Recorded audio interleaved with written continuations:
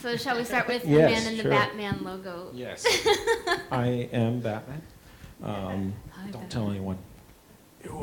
I'm Michael Whistler. I was the cinematographer for this particular film as well as one of the producers. I'm sorry, that's Mikkel. Yes, Mikkel. Mhm. I will never say it again. It's all good. I respond to anything. Hey, idiot. It works. Yeah, so I got involved because Anne submitted the script to us, and I thought it was pretty intriguing and fun, and I thought it could be a nice change of pace for us to do something a little different than what we've done before. So I suggested, hey, maybe we go for it, and here's some angles where we can go after. And then, so I kind of, did the cinematography and kind of supervised a little bit of the post-production process as well. What made it different than other things you've done? Well, we haven't done, this is the first foray into anything, I think, for Stories by the River that has touched on supernatural, depending on how you interpret the story. But yeah, it was the first thing, because we had a foray into the horror genre with Dead, which is a zombie film, more or less. It's a drama set against a zombie sort of background. So this was cool because we got to kind of go in a new direction.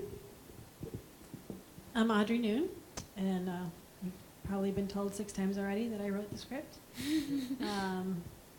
And all your questions, how I got involved.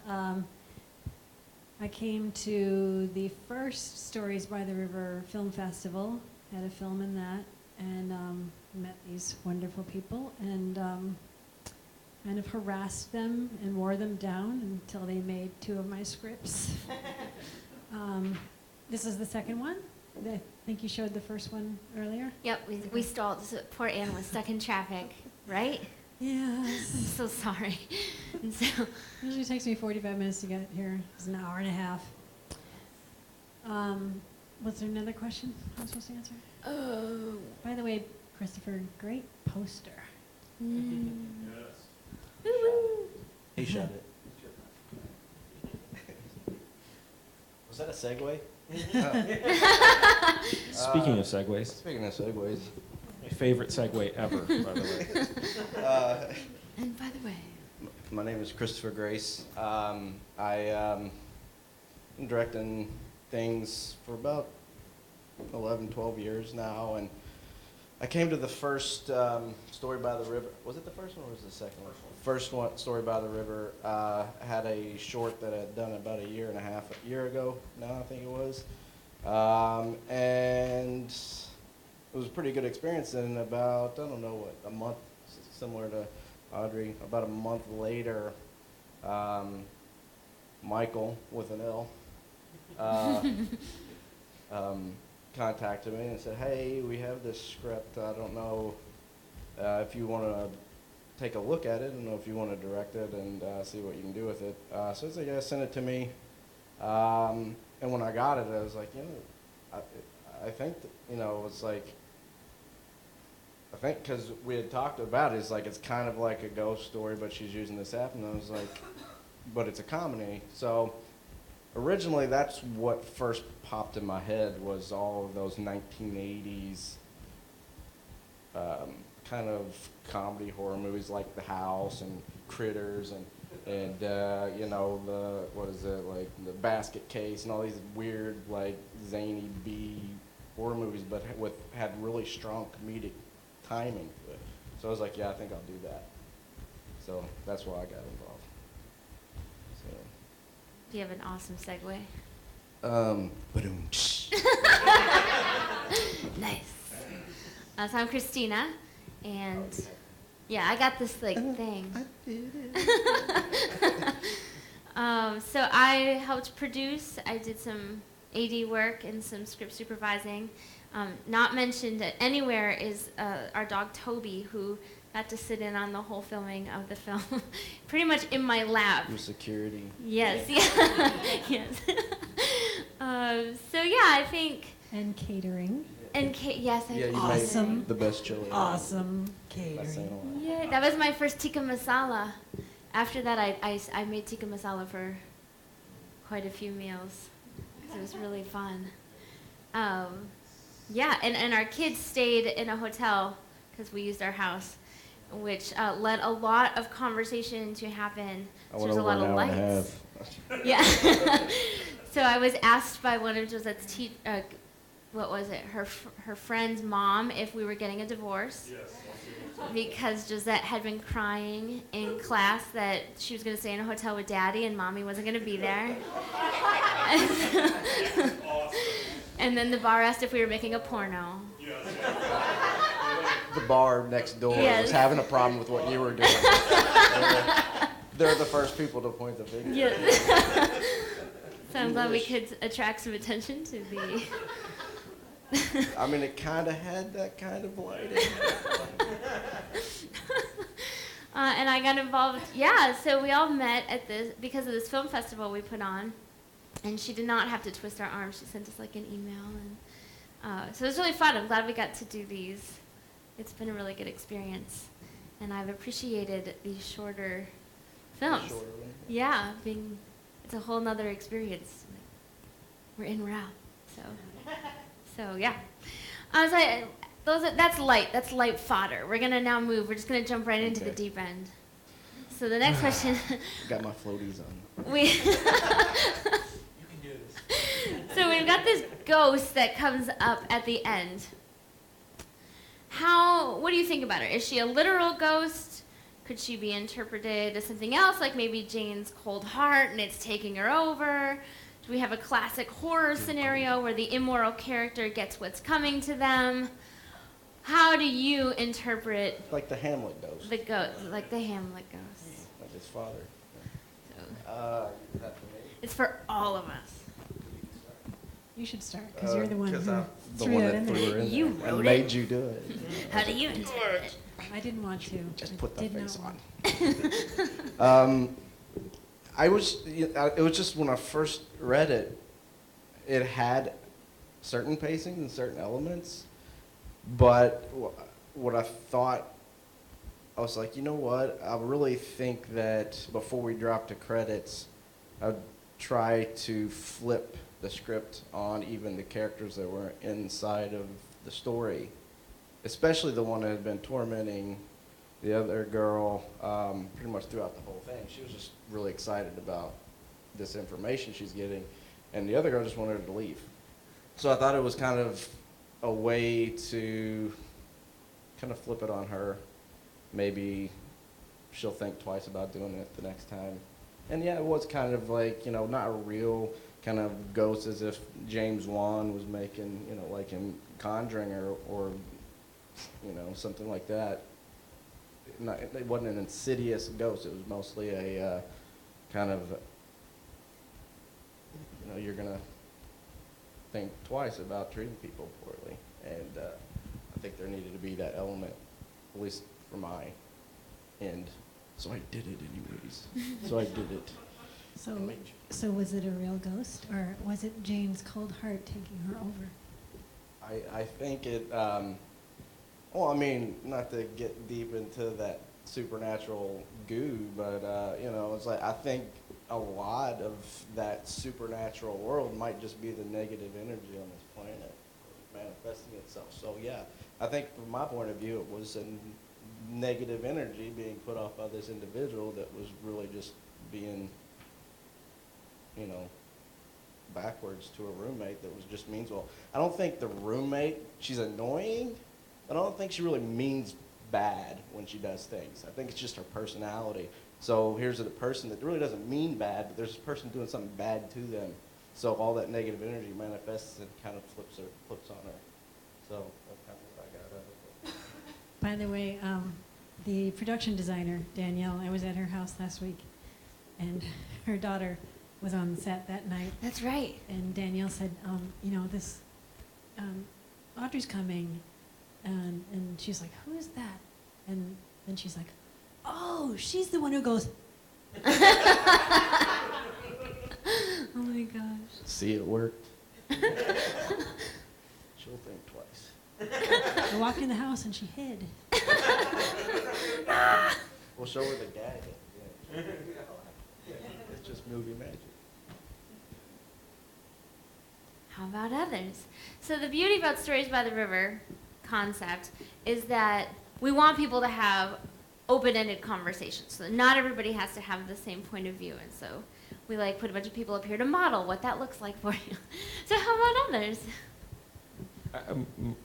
My potential interpretation is that really she's a helpful ghost. And she's like, your tag's out. You know, gotta put that back for you. Like Michael Jordan. Yeah. That's awesome. Next time buy tagless shirts.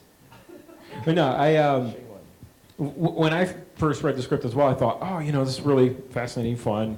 But my initial instinct too, and it's probably just indicative of who I am as a person and the places my mind goes, is that I also had that thought of like, oh, but what if something actually happens to her? And so I don't know. I myself, I like looking at the story through different lenses. I think there is a very real way in which I think it works as a story about here's somebody who's really who really needs a sort of attitude check. It's, you know, her selfishness is sort of going to potentially take over her, you know, in an ugly way. And I think a lot of the horror genre works in that capacity, and a lot of times is cautionary tales where it is the you know, the characters that have the biggest blind spots that are kind of represented by literal monsters and ghosts and things like that on screen that can be kind of interesting to play with. So I like that idea, but I'm also a spiritual person, and I think that, you know, there's a real potential of tinkering with things that maybe you don't fully understand and appreciate, and maybe opening a box that you didn't mean to open in the process. So I think both interpretations hold a lot of interest to me. So I don't know which one to pick. You know, but I think that's also the fun part of like really good stories. Notice the movie that just won Best Picture, right, at the Academy Awards. If any of you've seen Birdman and you've seen the ending, and it's like, wait, what happened? What is it? What? I'm not going to give it away, but you know, probably similar feelings to what some people felt at the end of Inception, right? Wait, no, wait, is it a dream or not? Wait, I don't, you know, so. So yeah, it's a top at the end of this movie. Exactly. Just waiting to drop. Or is it? It's really interesting to me that you both wanted the supernatural Well, I mean, ending. it was going that direction. I felt like you, when you're right, you were going to that direction. And I was, when I thought to put it in, I thought, you know, I was like, putting this in, does it kill the comedic aspect of what's going on in the scene? And I figured putting it at the end would allow for those things to breathe and still exist. So, but yeah, initially I felt like, you know, this could be really scary if you play with these aspects, because you had all of the things flashing, it's like switches going off and all these things, and I was like, but the one person that wasn't getting the whole scope of that genre was the character that was messing with her roommate, and I was just like, she should feel what the audience is ultimately kind of feeling and what her character was, you know. So I was like, Anne, do you want to be a ghost? Audrey, do you want to be a ghost? Well, it's really interesting to me that you guys wanted the supernatural part. I wrote this other script. This guy asked me to write a script for, he was doing something with, I think it was 6th graders or kids in elementary school. It was supposed to be the horror genre, but it couldn't be too scary because they were 6th grade. I'm like, that's really odd. It's like, I don't know, like writing porn for elementary school or something. No, it's like, But not how do you too do that? porn. Yeah, exactly. Slasher porn. So I- No Trish nakedness. time. Just, but So I wrote Just this. buckets of blood and no actual knife penetration. So I wrote this story, and now that I think about it, it's kind of similar because it's 2 brothers in their room, and Take the word sex out of there. I think you can show it to them. and some seemingly supernatural things happen to be scary, but I gave it a plausible explanation at the end so it wouldn't be too scary. It's like they're their pet gerbil got out and was pulling the shirt under the bed and stuff like that. And Who's under and there the with guy- you, Richard Gere? and the guy I gave the script to got really upset that it didn't have a supernatural ending. So I'm seeing this theme. Oh my gosh. Maybe it's Tell just me you have one indicative now. of my twisted personality that, to me the supernatural ending is kind of the funny part. Like I find it funny. It's a nice punchline for me, at least. And I'm like, It's like, that's dark. gotcha. I guess we're similar in that aspect. Turning away from it, I like romantic comedies. just rejecting We me. can do that to a romantic comedy all day long. They were ghosts all along. They were in love with their forever. Well, Karen's character ended up with her boyfriend, so is that romantic? Yeah, she Isn't that did. nice? Yeah. And he owes her, so now he doesn't have to repay. And now she can live in the house by herself. No, she'll be with the ghost because now they're both together. Like if that prolonged it, they'd both They be can have standing breakfast. there. Like They have something in common. Like They- Yoda and- They both hated one roommate. yeah. They didn't understand us anyway. My dad didn't understand me. I had tuberculosis. He didn't know, so he didn't understand. So I don't know. Christian. I think the great thing about everything we've done with Stories by the River and the River Film Forum is that it helps me grow. So I think I do like romantic comedies. And so I think through this whole process, I remember the first time, I also am a pastor, and I had to preach on zombies. And for like 6 months, I walked around saying, I'm going to have to preach a sermon on zombies. What am I They going talked to you say? into taking this movie. Yep, Yes. and it helps me. When you were walking around saying that, did you look Did like I- this? I did. If you count the 3 kids, The probably. whole first season of Walking Dead was in a church. The whole first season of the season was in a church. And brought in a pastor. Yes. So, it grows me. Yeah. It grows me as a person. It helps me think outside of my usual box and get out. So, I think probably I'm a superficial person. That's probably the bottom line. And so if there could be a choice, like, oh, she's like a metaphorical ghost, like that, I think, but she doesn't feel like a metaphorical ghost to me the way I see her on the screen. Maybe if I don't know. Maybe there's ways that I could make that reason out. It's but James Wan's fault. It's not my fault. I also want to give a shout out to Michelle, the Yeah. makeup person. She did great. Yeah, Michelle great was makeup. good. Really good work. Yeah. Yeah, so I think, I showed her a picture, and then you should walk. And that's it. yeah, she did a Good good stuff. job. Yeah, I agree. But that dress was yours, right? Did you know Yes. you're walking with that background, the color on the wall? And, 'cause, No. Yeah, I like the whole tonal. Yeah, Aw. good choice. Remember that. Interesting color grade. She too. will be back. And you did the color grade Mary on the will be interviews back. too. Yeah. So how about we go to the next question? So we have this behind the scenes interview, Oh, which I okay. really enjoyed because I feel like it provided a lot of interpretations for what could be going on in the movie. It just broadened it even more. So here, the movie seems to have this clincher ending, but then we start having a conversation about all these other possibilities. And how are we going to treat people, and not just roommates, but anybody? And so I wanted to ask, as you reflect on the movie, what is the movie most about? So it can have all these interpretations. What is it most about for you? The script is more in my mind because it's been living there for months and months.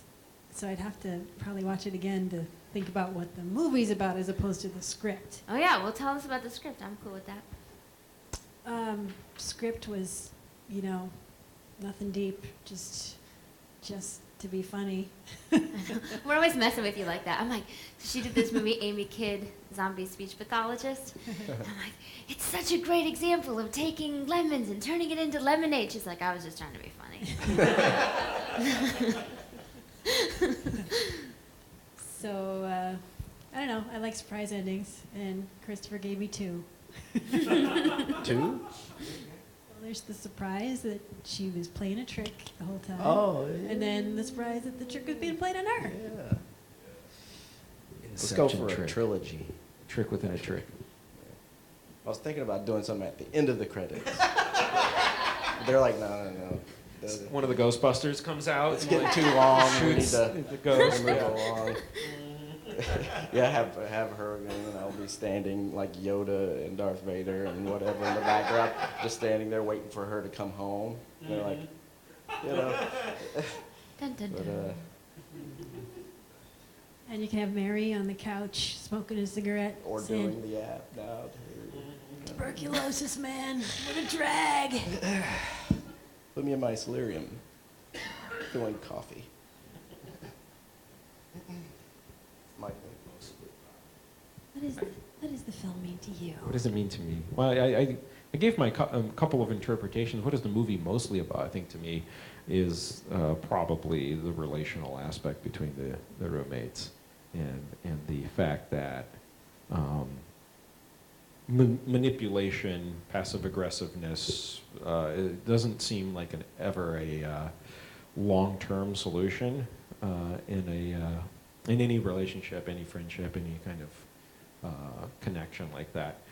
So I think that in a matter of just 4.5 minutes that we get in this story, it's just a tiny little microcosm of the broader concept of relationships, for me at least. That idea of you have the choice to potentially, as Christopher says in the behind the scenes, right? Potentially just being direct and open and honest and being able to say, hey, look, I kind of have stuff I need to get done. I kind of need to focus. Could you, maybe you don't go to your boyfriend's house, but maybe you do something else. I really need to focus. And that can have maybe issues, challenges in and of itself doing that, and feeling that sort of vulnerable and open to be that direct with someone.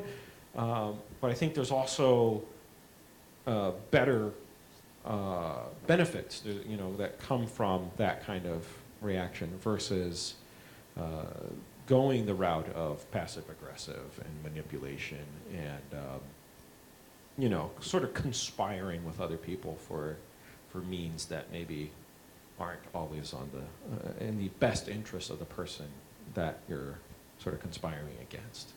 And I think to that end, the movie for me is mostly about that relationship and the fact that regardless of whether you take the ghost literally or not, it's really a sad choice to make as a person. I felt bad for Jane. I thought her roommate was really annoying. Yeah. And You sympathized with the, yeah. God, I just don't care about who died in this house. I have a paper to write. Just walk back upstairs. It's funny because when I write, it's just kind of stream of consciousness, and then I don't really think about it till people start asking me questions, and now I'm thinking, oh my gosh. What have I done? Well, there are people in my family who are like the roommate, who are they will just talk, and you'll be on the phone and you try to get off 6 times, and you just can't, and you'll say something really direct like, well, it's been nice talking with you, those damn Republicans. And It's always, yeah. That's where it goes. and Why do you keep talking to her? Why don't you just get off the phone, Michael? there's always that Sorry. crisis when I see the number show up. I'm oh God, should I answer? I'm No, gonna be on the thank you, phone for Ivy. an hour. Yeah, you have to do the quick mental math. Do I have 45 minutes? No. Sorry. It's like, the 6th time that you've ignored it, it's like, I guess I have to pick it up sometime. But anyway, so I can relate to Jane and feel like, well, this person just shut up. Is your family member also one of the people that if you do confront directly, don't handle it very well? You know, because that's the other thing I They was getting is don't maybe even know this that you're character, confronting yeah, them. maybe this character has done that and exhausted all the major possibilities and how to maneuver this person to not be that person without hurting their direct feelings. And this was the last option she had. That's the other thing. Yeah. Or That's the other thing. roommate is so That's dense. what would have kept the ghost out of the picture. You know, it's like, oh, and then I would have sympathized There's the with her. sequel. Yeah. The ghost is hanging out with her and finds her to be She's so like, annoying. And she's like, you're right. I should have let you live. It's the two of them on the couch. And then, this time at band camp, Yes. What is the movie most about for you? it's pretty similar to Michael and that aspect. But yeah, I mean, like in the behind the scenes, you know, I was touching on it with that same mentality. Is like, you know, maybe if you wanted to see it as an allegory to things that you want to preach about or talk to people about or to evolve the story.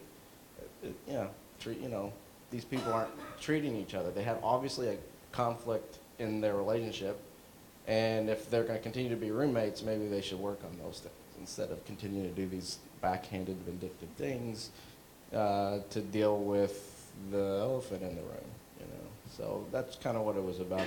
And when I initially read it, that's what I looked at and why I started thinking about how to develop the darker or more unseen part, because the elephant in the room is the dark thing in the room nobody wants to talk about.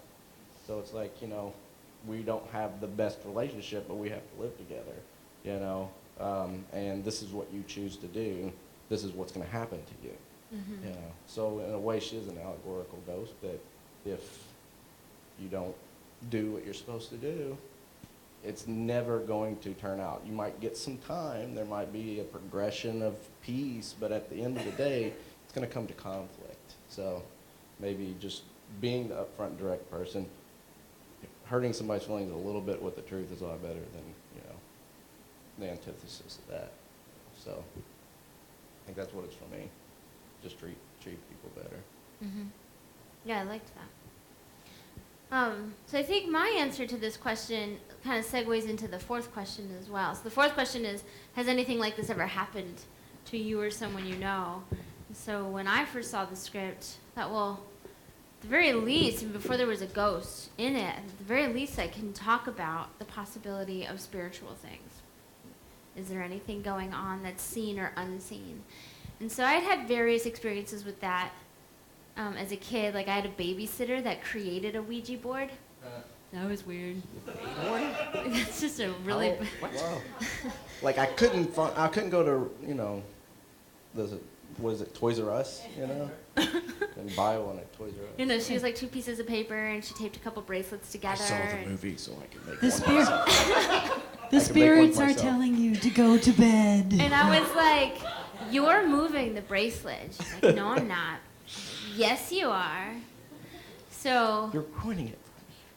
So yeah, and then when I was in college, I was waitressing, and we're rolling silverware at the end of the night, and these 2 other ladies who were roommates together said that weird things were happening at their house.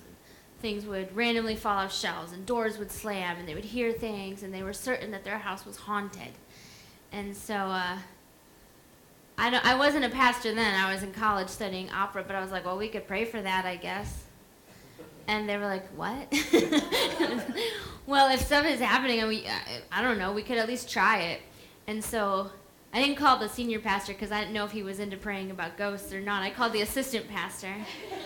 And he was like the guy that rode his bicycle down the aisle. I thought, I'll bet you he'll do it. And Do that, he'll do anything. and he did, and we went over. I think I actually sat in the car because I didn't want anything to do with it. And so I think Dom went in with the assistant pastor and prayed. And then they said that it went away. They never had a problem again. And so I thought, well, you know, like, we don't talk about this stuff, but in high school, there was a girl that said her house was haunted. And I went home and my grandma's at the end of the table, my mom and family, and I was like, this girl says the house is haunted, and that cannot be true because ghosts aren't real.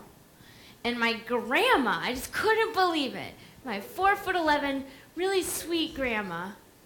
Yes, they are. Grandma? And so, you know, my grandma introduced me to this. I was like in 11th grade that maybe ghosts were a possibility in the world. So, but that just threw me off kilter. That it was my grandma was giving me this information. I don't know why. That was upsetting to me. So, I don't know. I mean, that's not the same as somebody playing a trick, but what is your experience with the supernatural? Well, my grandma, segue. La la la la la. No, really, I had a great grandmother. First person that I was cognitive that had passed away. I was probably 4 or 5, and it was weird. Me and my twin brother would sleep in the same room, and we had a bathroom in our room. It was like, it used to be the like on bathroom suite of, you know, I guess the master bedroom, but had an addition built on. So there's a little like bathroom with just a toilet and a sink. And I was woken up by the flushing of a toilet. Flushed a couple times, and then I would just look. I didn't know that ghosts needed to go to the bathroom. I didn't either, which is use it, you know, in your writing. You know. But no, it's like I never saw, my grandma had hair, was always up in a bun. I never saw her with her hair down. So I you know, was kind of like looking, and there was a light in through the bathroom with the door crack. And I see this woman walk out with long hair and sit on the end of my bed. And she's just brushing her hair and looked at me and smiled, and then she'd get up and walks out my door. And I didn't say anything, and my brother goes, "Grass." And I look over, and he goes, "Grass." Yeah, he's like, "Did you see that?" And I go, "Yeah, who was that?" He's like, "I think that was my grandma, Marnie." And I go, "No, she had short hair." It's like, "It was always short." You know? So, you know, that kind of was my first thing, and I didn't really, I talked to my mom about it, but yeah, she's kind of like, don't get too big, and definitely don't tell your brothers and sisters. She's like, "I don't need that. I have enough to deal with. I don't need 5 kids worried about going to sleep at night." So that was my first, and yeah, throughout the years, I've had a lot of weird, random experiences that, you know, I try not to dig deep enough into. What about you? How can I segue this? I can't think of much. The only thing I can think of is I was in traffic in Boston a long time ago with this guy, and it was his car, and the engine died, and we were stuck in traffic anyway, so the car wasn't moving anyway. But he kept praying, "Oh God, please make this start up." And you know, he did this like 20 times, and then he turned to me and he said, "You say a prayer. You say a prayer." And so I said, "Oh God, please, you know, make the engine start." He turned it and it started, and then he looked at me like, oh. Actually, I can tell you a story from my mom. During World War II, she worked in the USO halls to entertain the troops as they came through. And so to pass the time, she had cards, and she would just, you know, she made up fortunes for people. She was just fooling around. And she said she had to stop because she got this following, and people would come up to her, seek her out. "What's going to happen with," and she's like, "I don't know." No, you know. And she said, "I'm making this up." And they're like, "No, you have special powers." And she said when she was doing it, you know, when she was fooling around, she would just say extremely general things, you know, and look at the person's face, turn a card over and say, "There's something shining." And they'd be like, yes, there is. Oh my God. It's autumn sunrise. You like it? What you So do to your hair? we've been tricksters from way back. Yeah. Runs in the family. It's genetic. Yeah, has anything like this happened to me? Yeah, I manipulate people all the time. And now I have the app to do so. I know. Yeah. Gotta get a security system. No. Yeah, I guess on the supernatural topic, sure. There's probably plenty of things that I could dig into more than I care to right now. Plenty of things have happened to me in my existence. There's something interesting about having a life that spans first world U.S. and also growing up in the third world country in Brazil. And there's, you know, I would admit that in a broad spectrum, I said already, I'm a spiritual person. I am also highly skeptical of a lot of things. So when people tell me like, oh, you know, these weird things are happening, or I saw a UFO, or blah, blah, blah, I'm like, yes, there's probably 99% chance there's a logical explanation for that. I think even looking back at things that I experienced when I was younger, I'm like, yeah, I think there's very clear logical explanations for that and this other thing and da-da-da.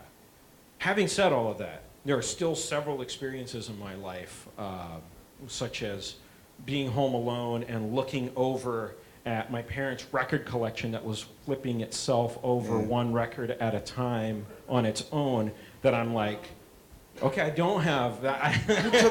I don't have an explanation for that one.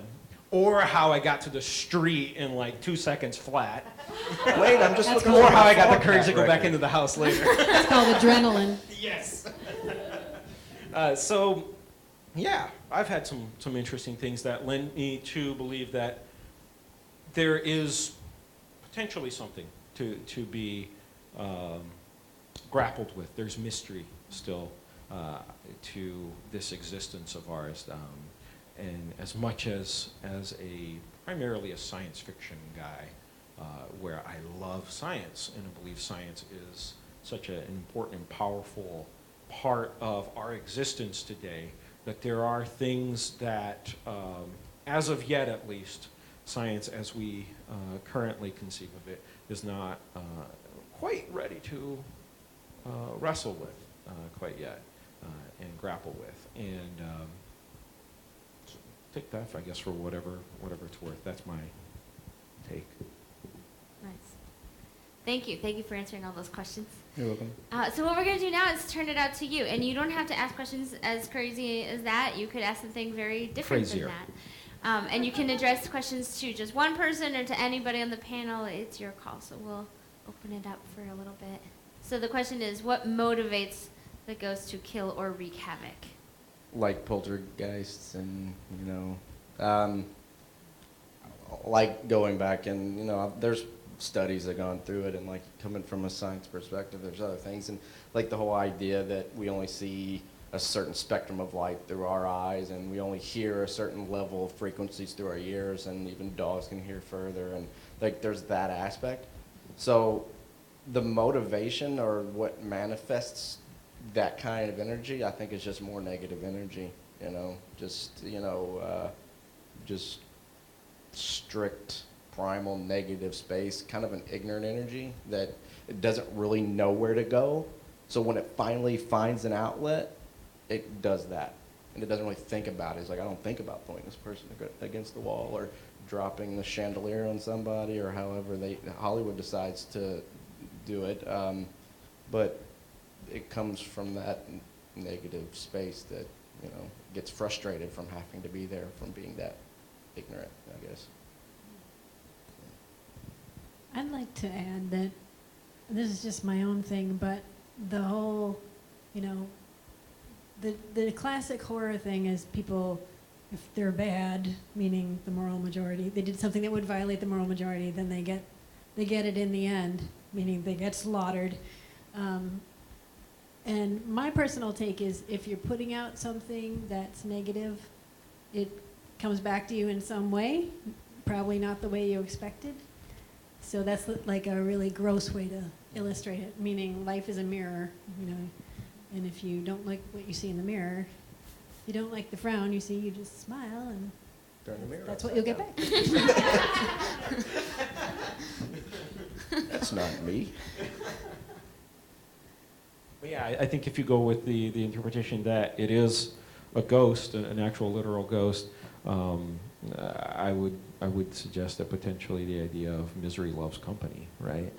And so there's a certain element of seeking out that kind of, well, I'll drag you into this, since you're the closest thing to a kindred spirit maybe in this moment. Okay, so the question is, how has technology made storytelling easier or harder in terms of the supernatural and explaining things? That's a very interesting question, and I'm not sure if I can answer it because I wasn't writing horror. Actually, this is probably my first, first or second horror. Yeah, but to me, one of the big changes when you watch older movies is cell phones. You know, cell phones have changed so much, and you know, like what was the name of that movie where the big reveal is, the call is coming from inside the house. Yeah. Remember that one? Was it? That Scream? It was older. Old? Old, yeah. Was it the there's house a at the end of the babysitter, and you know, all these crank phone calls are coming in, and you find out the predator is actually in the house because the operator calls her back and says, "The calls are coming from inside the house." They always call you back? Is that what it is? I think that's what it is. They Yeah. always call you back. But I was anyway, going to go with snakes on a plane, but but anyway, there's an example of, you Digital know, stakes on the plate. whole turning point of, actually the whole plot is based on A Stranger outdated Calls? technology. A stranger call. That sounds. Did you just look it up? A stranger I am. calls. Oh. See, That's what they technology did. That's what technology did. And I'm sure, my mother is 91, I'm sure that if she saw this, she would have no idea what happened. She wouldn't probably correlate what An the app. app's doing. Yeah. Exactly. You know, yeah. I don't know if Exactly. I would have. That's your job. Well, I would have been just that app ain't working right. She's just zooming into the. Well, it's like closing down. But yeah, good point. And, you know, in a few years, if somebody watches this, they'll go, "Oh my God, an iPad? Who uses those anymore?" Yeah. Or, "That's a second generation iPad? We're on 2015. So to answer your story, it's, you know, you always write with what you got, unless you're doing a period piece. And I remember a thriller with Kim Basinger, I think it was called Cellular, where she was kidnapped and all she had was a cell phone, and then the battery started to die. So the whole plot was based around that technology, which they wouldn't have been able to write even 5 years before that. And when you look at old movies, the technology we have now would change those plots. So my guess is that it's not easier or harder. You just use what you have. Oh yeah. yeah, it continues to. I think there's a general expectation. It's a funny sort of two-way street culturally, where there's a general expectation that, you know, science and technology is advancing. We're understanding more and more of how the universe works. This coming from a guy who spent a good chunk today reading about string theory, so for a different project. But You know that strings actually do exist. yeah. Well, in theory. Nailed it. But yeah, I think there's a sense of, oh yeah, we've got all these things that sort of make more sense of our world and help us to feel secure in the concreteness of reality. But there's a sense, I think, also where precisely because of that, there's an increased interest in supernatural and the spiritual and supernatural storytelling in particular, which is why I think the horror genre is as big of a genre as it is, because there's part of us in our day-to-day life that still craves to have some connection to something that's bigger, to some mystery that's beyond us, and to ask some bigger questions that maybe can't strictly be explained by, well, this molecule and that molecule combined and you've got, you know, this substance. but like maybe what's behind that. So, you know, I don't think it's too surprising that actually the supernatural genre continues to be very relevant and something that people are very interested in. I think audiences are more savvy today, and so you do have to, you can't take shortcuts, you know, and especially when you know, I just wrote a sci-fi horror feature script and novel, and even in trying to weave interesting dilemma for the characters in there, so that that different characters ultimately go different directions with how they respond to what they experience. I have to think carefully about, look, audiences are savvy, and people are going to stop and think about this, and they're going to put two and two together, and so you're going to have to legitimately provide 2 or 3 like very viable explanations that could be true, but how do you pick one of them? Because they're kind of also mutually exclusive, and that hopefully propel people to walk out of the experience of the story and have to have that end of Inception type conversation, like, wait, what was it? You know, and a lot of it ultimately is going to come down to the lens through which you view the story, I think. I think storytelling, just in its core, it has to have certain aspects. It has to have things that are going to stay the same. But just seeing people like Martin Scorsese use an iPad to do an Apple commercial, or like the family, Modern Family, Melinda, Modern Family, shooting with an iPad, and more people. Like, I think I've seen 10 movies in the last month where I saw text messages attached to people's heads, you know, and it's become definitely a very core, like, a lot of people and writers, they used to jump just to a phone call to move the plot along. And, you know, like, how much just like, even in the old Lassie movie shows where there was a phone on the wall that somebody could call to push a plot line through. And if that phone wasn't there, you know, you'd have to just rely on the dog to tell you where Timmy was. And but the thing is now there's so many different archetypical type devices to use, and like even with Star Trek with a flip phone to talk to somebody, and we have those.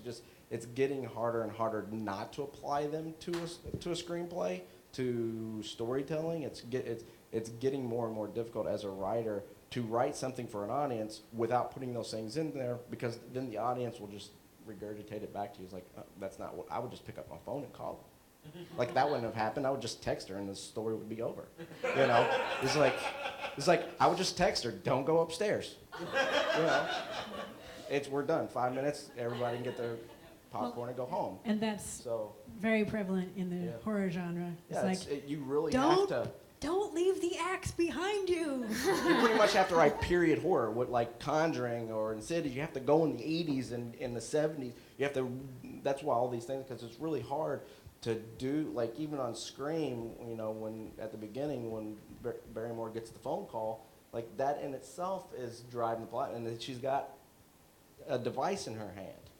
You know, it's like it's very hard to do a Birds, and people care anymore because they're just like, it's a bird. Get a hat. You know, get in your car, drive away. You know. So is there an app for getting this bird out of my hair? You know, it's like you just can't. It's hard to actually sit down at a TV or a computer screen or at your notebook and start creating a plot where an audience is going to care without incorporating those aspects of what's going on in their lives and what they use on a daily basis. You know, for instance, I mean, there's a new movie I just saw previews for that the whole thing takes place within a voice chat, video chat environment called Unfriended, Unfriended, where one of their friends gets killed and she comes back and starts picking them off one by one inside of this construct of kind of a conference call of friends.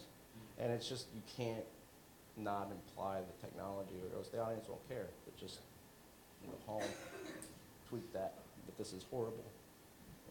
So. So we'll have to end soon, but is there like one more question out there? Yes. This is the question is like, does the anonymity of technology contribute somehow? The iPad, like, is there a deeper story there? That's kind of To the horror, yeah. where we're going. That's a really interesting observation. The whole dynamic of our virtual worlds, and we're interacting with people, and there's, even though there's a name there, lots of times people seem to feel like they can let loose, like they wouldn't in person. And so Jane's kind of using that technology. She's hiding behind the technology, but she's doing it to someone she's face to face with. That's an interesting thought. I hadn't thought of it. Yeah, I just saw on the news earlier today of a principal who is standing up against cyberbullying, especially through Twitter, because they don't even have to use real names. They can create a Google Mail, go in and create a anonymous Twitter and destroy these kids' lives. And finally there's a principal saying, that it's like they can expel somebody who has cyberbullied using one of those aspects, and he's trying, and the parents are going against it, but in reality, people are killing themselves because they're being cyberbullied. And finally somebody's like saying, hey, it's not cool, I'm going to turn into you and go to their house. Like, that's what you get. She's a do-gooder. She's going around. That's what you get. Yeah, I think there is, horror tends to comment on these kinds of aspects of our existence and how we utilize sometimes technology and other aspects of things that we get to hide behind. And so, yeah, I like that aspect of the script as well, that it is something that she is very much a barrier, right? And whether it's like you're doing it to manipulate somebody, or there's something also a little bit horrific about the fact that sometimes we can be so glued to our phones or iPads or whatever that we're missing actual experience, actually being with the people we are with right in the moment and experiencing something. So I think there's probably multiple levels at which it taps into that idea that it's not the only thing I think that taps into that idea that's fairly common within the horror genre, but I think it's recurring for a reason, because it seems to be something that we have to be reminded about every few minutes. Or maybe that's just me. I need to be reminded every few minutes. Put my phone down. So what are the basic lessons from horror? Like Basic if you lessons. grew up Mm-hmm. and formed your personality based upon what you learned in horror, what would your rules be? Do not have We premarital don't sex. have a lot of time. That was a rule anyway without Yeah. watching horror growing up in my Don't go to parents' the household. bathroom by yourself. Don't go to the bathroom. Don't say you'll be right back. Check. Don't go upstairs alone. But if you were duplicating movies, you would go upstairs alone. Oh, you'd have to. It's a genre clip. Well, every time I've found myself in a similar situation where I feel like this is a moment like a horror movie, and I shouldn't be going down into the basement. And if you didn't have that experience with horror movies, you wouldn't have that. Right, I wouldn't be radar having that going thought. up going, no, Right, no. yeah. There would be no And- static going on. Maybe I should turn around Like, sure- on this dark street and. But what's interesting to me is every time though, it's like, yeah, but I gotta go do this, so I'm going anyway. Yeah. If there is an axe murderer, I guess I'm just getting killed. Can I get my laundry Learned first? nothing. See, but I never Or watched nothing. a horror film Mhm. as a kid, and I still was afraid of the dark. Yeah. So I would still run down a hallway. Mhm. Where does that come from? The womb. No, I'm joking. I don't know. That's a joke. Maybe it's a dark primal in there, fear. It's you know? embedded in there from The last hallway. you eons go of down. evolution, but yeah. Came out and you're like, I need that. Did you just cut that off of me? Scary running down that hallway. So I'm gonna wrap us up for today. On that note, Like I said, I think she was wanting to wrap it up. That's a long story. But feel free. Thank you all for coming. Yeah, feel free to continue to ask your questions. I'm sure people will hang out for a little bit longer. And Stories by the River, all the films we have are streaming there, and this one will go up in probably a month or so, and so you can start sharing it. It streams for free. People can order DVDs by emailing us, but otherwise it streams for free. Anything else I should be telling people? Tell your friends. Tell your friends. Duncan. spread the word, share on Facebook, Mhm. Twitter, Yeah. all those All those things we just horrible horrified yeah, you with. we need them to do what we're doing. So yes, as Audrey said, thank you for Thank you. coming. Thank you. Yep, thank you.